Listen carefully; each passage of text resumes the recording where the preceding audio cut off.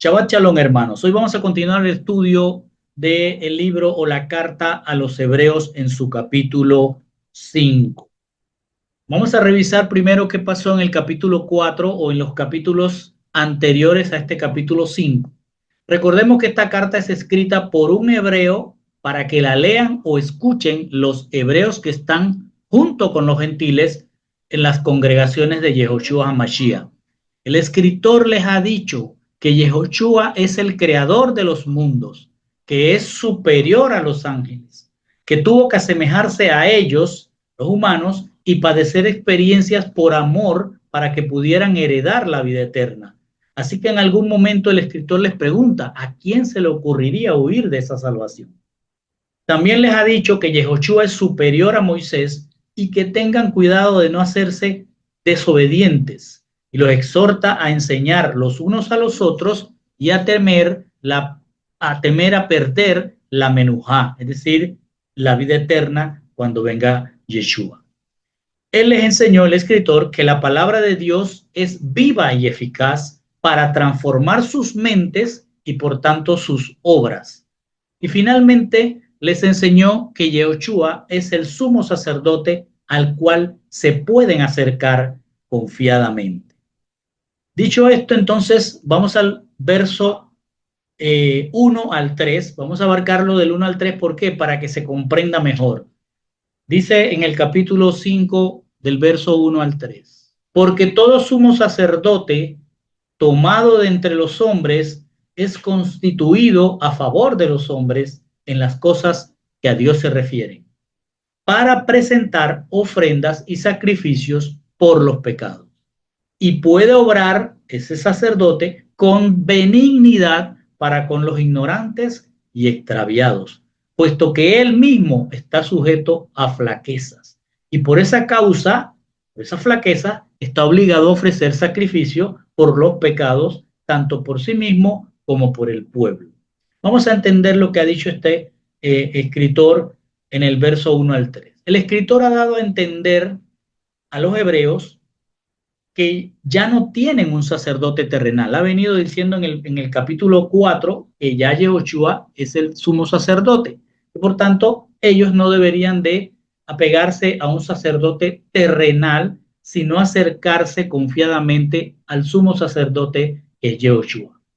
Entonces, les está diciendo que pueden acercarse confiadamente a Yehoshua como sumo sacerdote. Y ahora les agrega, todo sumo sacerdote tomado de entre los hombres es constituido a favor de los hombres en las cosas que a Dios se refieren, es decir, en presentar ofrendas y sacrificios por los pecados. Escuche bien, está hablando del sumo sacerdote terrenal, que es constituido ¿por quién? Por los hombres. Los hombres los escogen para que sea su sumo sacerdote.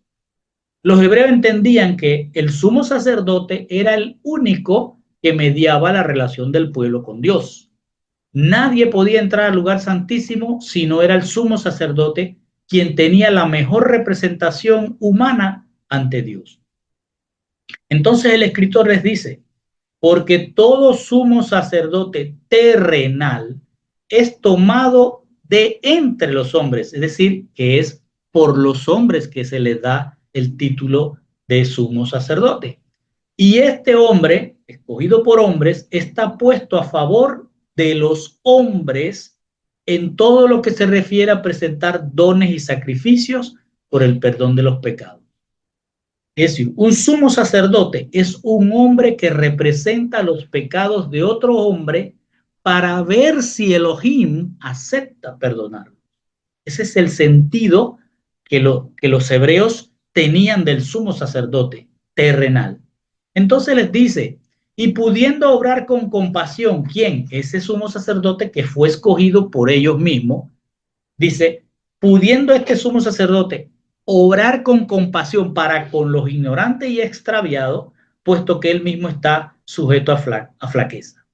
Les dice que ese sumo sacerdote terrenal es capaz, por lástima, ir a pedir perdón a Elohim por los ignorantes, es decir, los extraviados, porque él mismo también está envuelto en la debilidad carnalidad.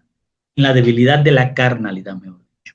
Lo que está diciendo hasta ahora es que el sumo sacerdote es un hombre igual que ellos y que es escogido entre los hombres, pero siendo un hombre tiene él también las mismas flaquezas carnales que cualquier ser humano.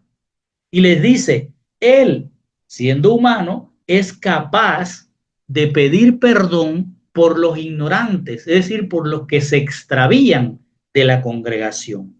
¿Qué es un ignorante o alguien extraviado en la congregación? Un ignorante en la congregación no es alguien a quien no le han dado las instrucciones de Dios, sino alguien que no reconoce ni acepta esas instrucciones y como no reconoce y acepta la Torá de Dios, se convierte en un extraviado, es decir, uno que se aleja de la forma de vida de la Torá. Entonces el sumo sacerdote, por lástima, puede buscar salvar al ignorante porque él mismo, por debilidad de la carne, puede convertirse en un extraviado. Es decir, que él va a sentir lástima por esa persona que no reconoce y acepta la Torá porque él siente que él mismo, siendo humano, puede también caer en esa situación. Entonces te termina diciendo el escritor, y por esa causa, por esa debilidad que él mismo se puede extraviar, está obligado a ofrecer sacrificios por sí mismo para el perdón de sus pecados. ¿Qué es lo que ha querido decir el escritor con todo esto? El escritor está diciendo que todos los hebreos en ese momento, y póngase en esa época, todavía el templo está de pie. Todos los hebreos iban al templo y cada año el sumo sacerdote, que era escogido en ese momento por ellos, por hombres, no por Dios, pero además de eso, siendo débil en la carne, él se sentía casi obligado con aquellos que eran ignorantes, es decir, que no reconocían ni aceptaban la Torá a pesar de que la escuchaban, porque él mismo podría caer en una situación de no reconocer o de transgredir la Torá. Así que ahora estamos viendo un sacerdote terrenal que tiene que pedir perdón por sus pecados, los de su familia y después pedir perdón por el pecado del pueblo. Y dice en el verso 4, y nadie toma este honor. ¿Cuál honor? El de ser sumo sacerdote para sí mismo, sino que lo recibe cuando es llamado por Dios, así como lo fue Aarón. El escritor ha dicho que todo sumo sacerdote tomado de entre los hombres, es decir, nombrado por los hombres, se pondrá a favor de los hombres. No importa si se alejan de la forma de vida de la Torá, porque él mismo, como sumo sacerdote, es carnal y tiene que pedir perdón porque puede quebrantar las instrucciones. Entonces, ahora les dice, y nadie toma este honor, es decir, el honor de hacerse sumo sacerdote por sí mismo, sino que lo recibe cuando es llamado por Dios, así como lo fue Aarón. Para comprender mejor esto que el escritor ha dicho en el verso 1 al 3 y ahora en el 4, debemos recordar que esta epístola fue escrita antes de la destrucción del templo en el año 70 después de Machía. En ese tiempo, que está leyéndose la carta, el sacerdocio de los descendientes de Aarón se había perdido. Y el sumo sacerdocio era un puesto político económico que debía ser aprobado por Roma y que con ese puesto el partido de los saduceos, que era el que controlaba el templo, podían tener prebendas e intereses político-económicos. Para el tiempo de la carta, el sumo sacerdote no era un nombramiento divino ya, como lo había sido en tiempo de Aarón, sino un nombramiento de hombres, en el cual los saduceos, que era el partido que tenía el control del templo, decidían con la aprobación del gobernador romano quién debería tener el honor de ser el sumo sacerdote. Y así podían controlar las finanzas que entraban al templo a través de ofrendas y sacrificios. El sumo sacerdocio entonces era un puesto de interés personal, como lo vemos en el caso de Caifás, que era yerno de Anás, y ese interés lo tenían de mantenerlo en la familia, el sumo sacerdocio, y era aprobado por Roma para también mantener control sobre Israel, porque el sumo sacerdote también era una figura política que controlaba las leyes en Israel. El escritor lo que nos ha venido diciendo del verso 1 al 4 es que comprendan que el honor de ser sumo sacerdote no lo puede tomar un hombre por sus propios intereses, sino que ese honor lo recibe el que es llamado por Dios a ser sumo sacerdote, como fue el caso de Aarón. Entonces, vemos en el 5 que dice, de la misma manera, Machía no se glorificó a sí mismo haciéndose sumo sacerdote. Sin embargo, hay alguien que le dijo, tú eres mi heredero, yo, oh día, te parí. Vamos a ver qué es lo que quiere decir. El escritor ha establecido que ningún hombre puede tomar para sí la honra de decir, yo voy a establecer ese vínculo con Dios, yo voy a ser el sumo sacerdote, el que medie entre Dios o el mediador entre Dios y los hombres, y con ese honor hacer lo que esté de acuerdo a sus intereses.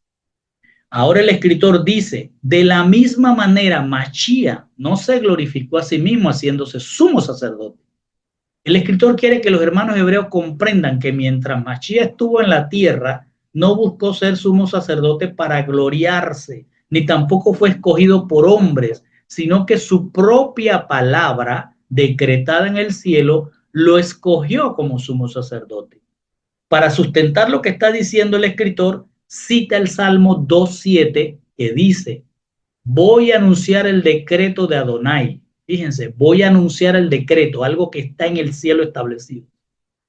Él me ha dicho, tú eres mi heredero, yo, Hayom, te he subordinado.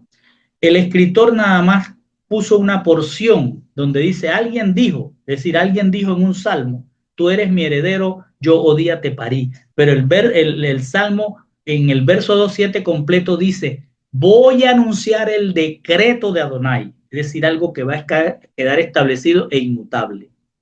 Él me ha dicho, este es Yehoshua hablando, tú eres mi heredero, yo Hayom, yo el día te he subordinado. Es decir, es el mismo Yehoshua estableciendo que hay un decreto que él mismo hizo, pero cuando él vino a la tierra quedó subordinado a ese decreto. ¿Y cuál era el decreto? Que él era el heredero de todo. Lo que quiere decir es que Yehoshua muestra que ser sumo sacerdote no es algo que deciden los hombres, sino Dios. Cuando él estuvo sobre la tierra, no se glorificó haciéndose a sí mismo sumo sacerdote, sino que él vino a la tierra subordinado a sus propios decretos, establecidos en el cielo. Y siendo su palabra inmutable, es decir, sus decretos inmutables, lo obligaban a cumplir el sacrificio y convertirse en sumo sacerdote. Pero para los hebreos que escuchan esto es difícil de entender porque el sumo sacerdote debería, a ojos de ellos y a entendimiento de ellos, debería ser alguien que esté al frente de las actividades y ceremonias del templo. Y Yeshua para ese tiempo se había ido a su origen, había regresado al cielo. Por tanto, ¿cómo puede ser sumo sacerdote si no está recibiendo ofrendas y sacrificios en el templo y no lleva tampoco a cabo la ceremonia anual del Yom HaKippurim, del perdón de los pecados cada año? Entonces era una situación compleja para que los hebreos la pudieran comprender fácilmente. Luego les dice, como también dice en otro pasaje, es decir, en otra referencia bíblica, tú eres sacerdote para siempre según el orden de Melquisedec. Y pongan mucha atención. El escritor quiere que los hermanos hebreos comprendan que mientras Mashiach estuvo en la tierra, no buscó ser sumo sacerdote para gloriarse, sino que su propia palabra, decretada en el cielo, lo subordinó a cumplir todo lo que tuvo que hacer terrenalmente y una vez terminada su obra, se convirtió en sumo sacerdote. Pero los hebreos que leen la carta no comprenden cómo puede Mashiach ser sumo sacerdote si regresó al cielo. Entonces el autor de la carta, para que comprendan que el sumo sacerdote de Yeshua no es como el terrenal que ellos conocen, les cita una porción del Salmo 110 que habla de lo que sucede después del sacrificio de Mashiach, cuando retorna a su origen, cielo. Y les cita la porción del Salmo 110:4. Y dice, tú eres sacerdote para siempre según el orden de Malquitzedek. Así es como se pronuncia, Malquitzedek. Para comprender mejor lo que él quiere decir, o sea, lo que el escritor quiere decir, debemos nosotros leer la porción completa del verso 114, que dice así: lo ha jurado Adonai, es decir, es otro decreto que está en el cielo inmutable. Lo ha jurado Adonai y no ha de retractarse, es decir, inmutable. Tú eres por Olam sacerdote según, escuche bien, el juramento de Malquitzedek.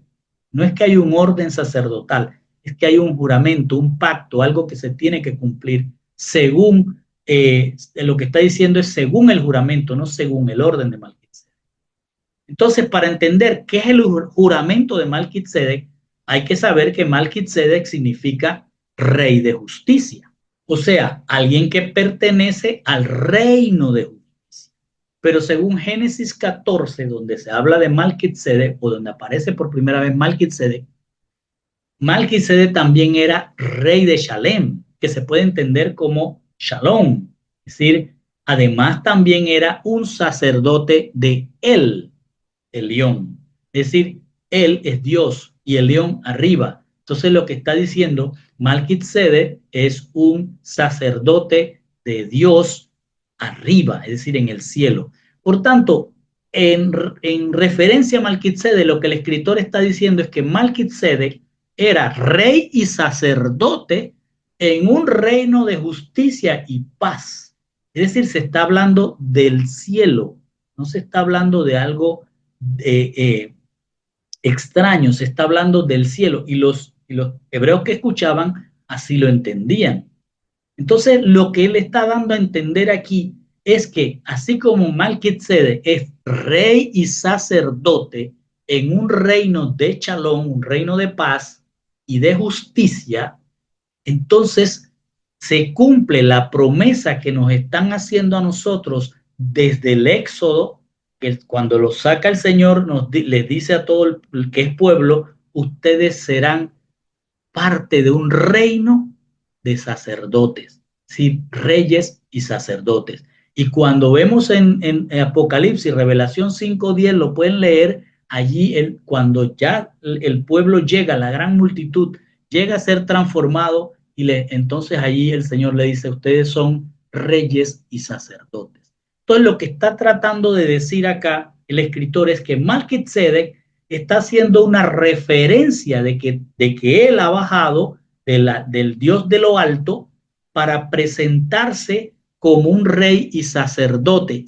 Y al decir Yehoshua tiene un sacerdocio según el juramento de Malquitzedek, le está diciendo: según Malquitzedek es rey y sacerdote, Yehoshua es rey y sacerdote también en el cielo, pero superior a Malquitzedek, porque Malquitzedek es un ángel. Entonces le dice, le cita el 110 enseñando que el sacerdocio de Yeshua es como lo revela Malquitzedek, es decir, un sacerdocio que no se desarrolla en la tierra, sino en el reino de justicia y paz del Dios de arriba. Con esto les da a entender que el sacerdocio de Machía se desarrollará en el cielo, no en un templo terrenal, y por tanto deben acercarse a él y no al sumo sacerdocio terrenal. Pero además le da a entender que el sacerdocio celestial de Machía tendría un tiempo, porque les dice: él será sacerdote por Olam, y nuestras traducciones lo ponen por la eternidad. No, Yeshua no va a ser sacerdote por la eternidad, porque en algún momento él va a venir como rey y dejará de ser sacerdote. Lo que le quiere decir es que Yehoshua va a estar en el cielo como sacerdote por un tiempo que solo Dios conoce. La palabra Olam se puede traducir como eterno, pero también se puede traducir como un tiempo escondido o un tiempo que solo Dios sabe. Entonces lo que le está diciendo es: tú, Yehoshua, o vamos a leer el verso completo en el 114, dice: lo ha jurado Adonai y no ha de retractarse. Tú, ponga allí Yehoshua, eres por tiempo escondido hasta que Dios lo determine o la Torah determine, sacerdote según el juramento de Melquisedec, es decir, según las condiciones de Melquisedec, que es rey y sacerdote en el cielo, solo que Yehoshua es superior a Melquisedec. Entonces lo que está diciendo es que Dios conoce que va a haber un tiempo en el que Yehoshua va a estar en el cielo cumpliendo la función de sumo sacerdote. No necesitan llevar animales a sacrificar. Pero Yehoshua regresará, por eso es el tiempo Olán, es decir, el tiempo escondido, porque él regresará, pero no como sumo sacerdote, sino como rey del reino de justicia y paz, que es el cielo. Entonces dice en el 7, el que en los días de su carne, habiendo ofrecido oraciones y súplicas con gran clamor y lágrimas al que podía librarle de la muerte, fue oído a causa de su temor reverente. ¿Qué quiere decir? El escritor le ha dicho a los hermanos hebreos que estaba ya escrito en los Salmos que Yehoshua sería sumo sacerdote, pero no terrenal, sino según el juramento de Melquisedec, es decir, según el sacerdocio en el cielo. Por tanto, debían buscar el perdón a través de Yeshua y no de hombres. Entonces ahora les dice, durante la vida de Yeshua en la tierra, él ofreció oraciones y peticiones llorando en voz alta y derramando lágrimas a aquel que tenía el poder de librarlo de la muerte y fue oído a causa de su reverencia. Escuche bien para que se comprenda. El escritor le hace notar a los hebreos que Mashiach regresó al cielo como sumo sacerdote, pero mientras estuvo en la tierra se hizo semejanza de humano en todo, pero sin pecado, para hacer el sacrificio que quitó los pecados de ellos, como hacen los sumos sacerdotes, quitó el pecado de ellos, y ese sacrificio fue tan duro que él mismo oró, lloró y clamó al que podía librarlo de la muerte. Y ese que podría librarlo de la muerte era su propio poder, su plenitud, el Elohim en el cielo, lo que él había establecido.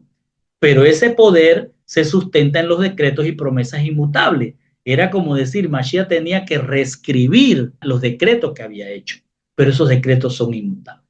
Como son inmutables y él mismo los estableció, él los debía respetar. Por eso el escritor dice, y fue oído a causa de su reverencia.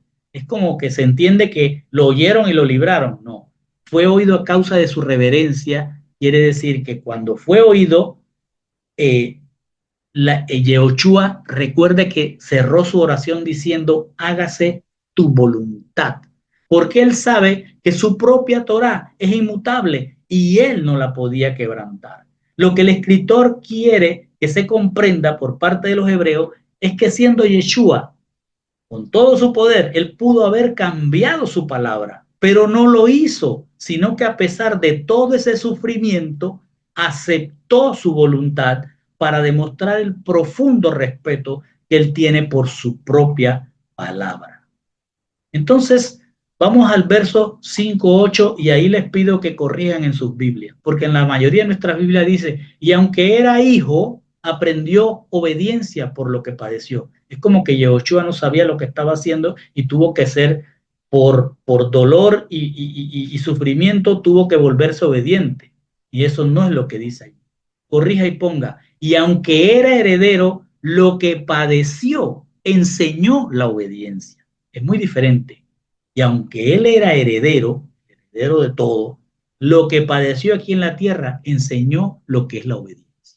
El escritor ha establecido que Yeshua se hizo siervo fiel a su propia palabra y aceptó su voluntad establecida en el cielo. Entonces, para reforzar esto, agrega, y aunque era heredero, lo que padeció aquí en la tierra enseñó la obediencia. El escritor quiere que los hermanos hebreos comprendan que Yehoshua, siendo el heredero que creó los mundos, pudo haber por su poder librado el sufrimiento. Por su poder él se pudo haber quitado todo ese sufrimiento y no pasar por la muerte.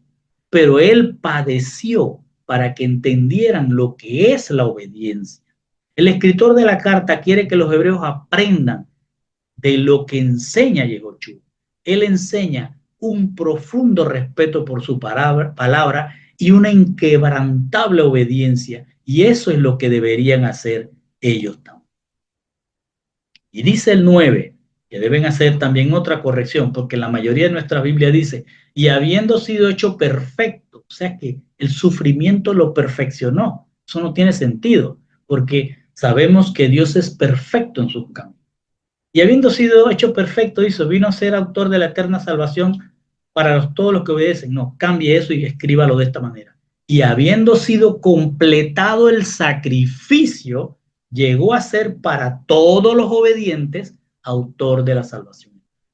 El escritor ha enseñado que Yehoshua, siendo el heredero, pudo quebrantar su propia palabra para no padecer, pero se mantuvo obediente para enseñar lo que es obediencia a su palabra.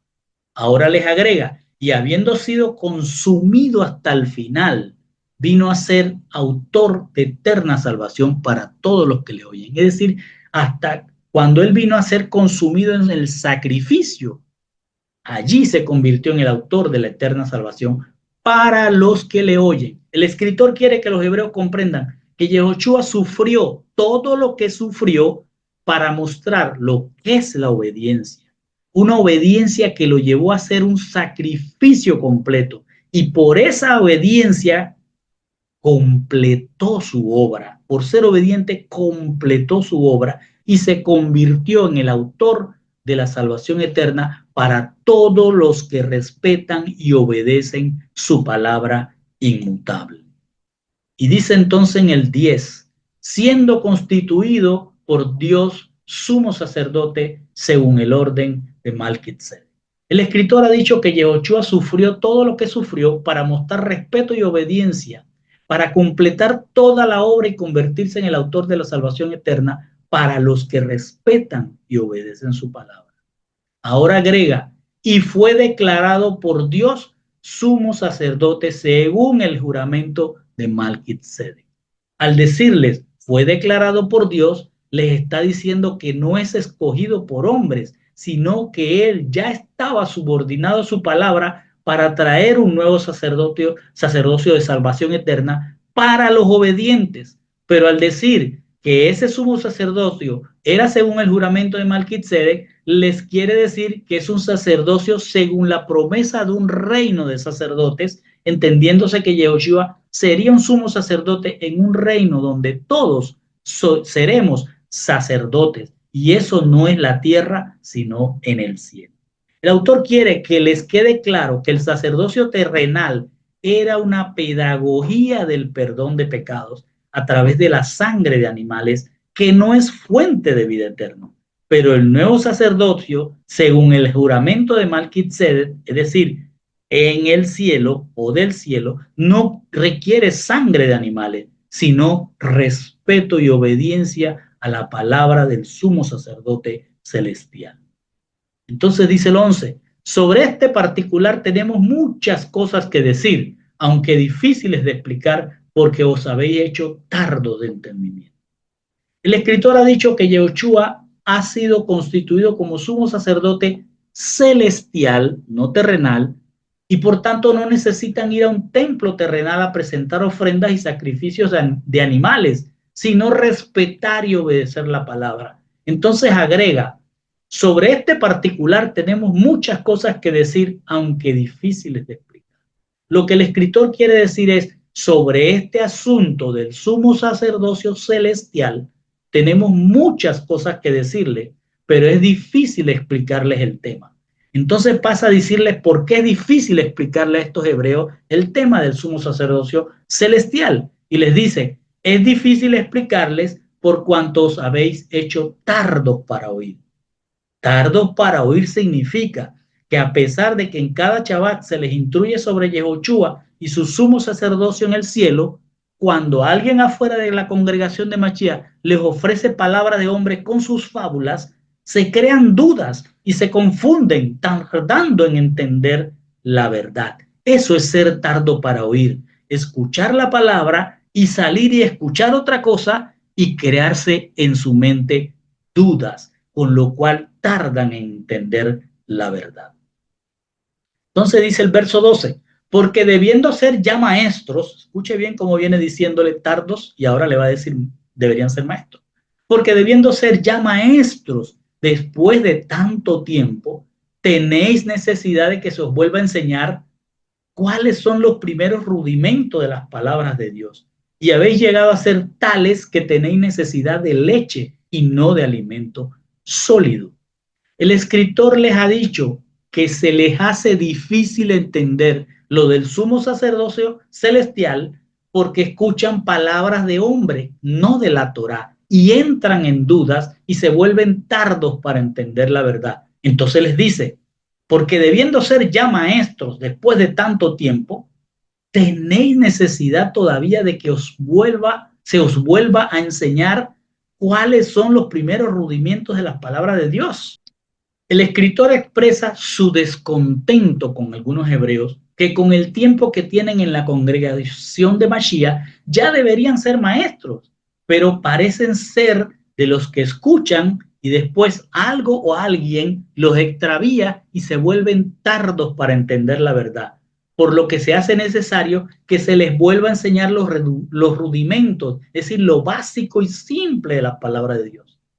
Y en forma enfática les dice, y habéis llegado a ser tales que tenéis necesidad de leche y no de alimentos. El escritor les está diciendo que algunos hebreos no han entendido el sumo sacerdocio celestial, posiblemente porque también están oyendo palabras de hombres que quieren mantener el sacerdocio terrenal y eso les crea dudas que los llevan a ser como niños pequeños que ingenuamente son engañados y como niños hay que volverles a dar lo básico de la palabra, la leche. Y hasta que no salgan de lo elemental, no pueden entrar en lo profundo de la Torá, que es el alimento sólido. Y dice el verso 13, porque todo el que toma solo leche no está acostumbrado a la palabra de justicia, porque es niño. El escritor les ha dicho, porque debiendo ser ya maestro después de tanto tiempo, todos los chavats que están recibiendo palabra, tienen todavía necesidad de que se les vuelva a enseñar lo elemental de la palabra de Dios. Con esa actitud, ustedes se han hecho semejantes a niños que solo pueden comer leche y no alimento sólido. Entonces les agrega, y todo aquel que participa de la leche es inexperto en la palabra de justicia, porque es niño. Les está diciendo que cualquiera que tenga que beber leche es todavía un bebé. Es un creyente que carece de experiencia o conocimientos profundos en la palabra de justicia. Lo que quiere decir el autor de la carta es que si solo escuchan, pero no la practican, la Torá, no la pueden experimentar y no se hacen expertos en la palabra de justicia. Por lo cual cualquier doctrina de hombre los puede llevar a error como un niño. Esto que les está diciendo coincide casi exactamente con lo que le enseña Shaul a la congregación de Éfeso, cuando les dice que su labor, la de él como maestro, era preparar a los creyentes para la obra de edificar la congregación de Mashiach en Éfeso.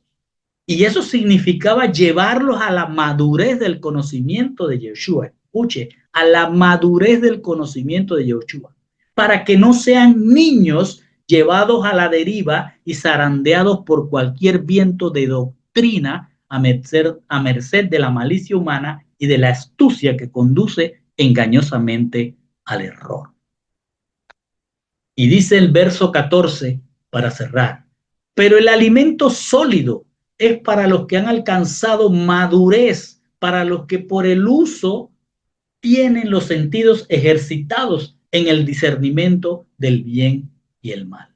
El escritor le ha dicho que los hebreos que solo escuchan pero no practican son como niños, que cualquier doctrina de hombre los confunde.